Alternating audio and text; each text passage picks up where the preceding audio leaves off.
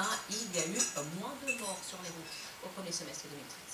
Oui, le nombre de morts continue de baisser sur les routes. Au premier trimestre, on a enregistré 1440 décès. Cela représente une baisse de 15% par rapport à 2012. Autrement dit, le petit bleu, il a perdu son collier. vies qui ont pu être épargnées. Et les 3/4 de cette baisse, C'est pour ça qu'il attrape la corde. Chez les conducteurs de deux roues, il y a eu ça joue bien. 364 morts, soit une baisse de seulement 7%.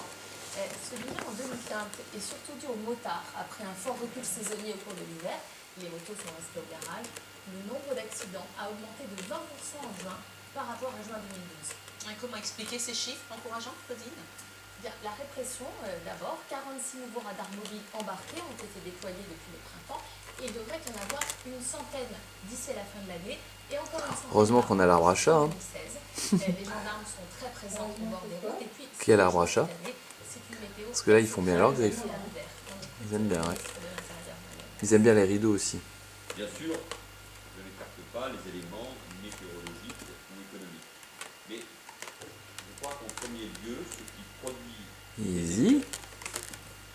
c'est l'action déterminée menée sur le route par les policiers, les gendarmes et l'ensemble Il va y avoir une attaque là-bas.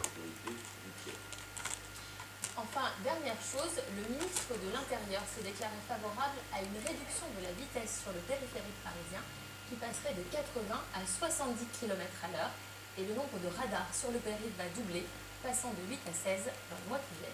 Merci Claudine Gilbert. Les scientifiques français ont en ce moment le regard tourné vers l'Assemblée. Les députés vont-ils autoriser la recherche sur l'embryon?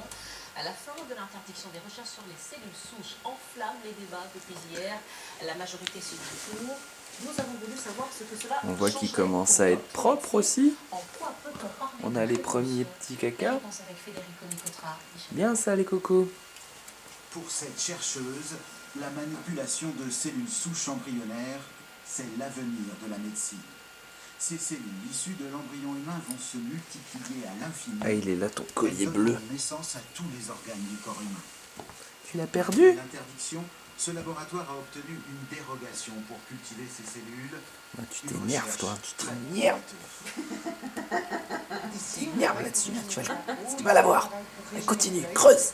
Voilà. Pour des maladies qui affectent le cerveau, dans lequel en fait il y a une petite partie du cerveau qui est en train de mourir, on remet des cellules.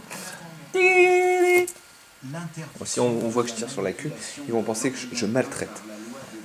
C'est la maman. Et puis les bébés.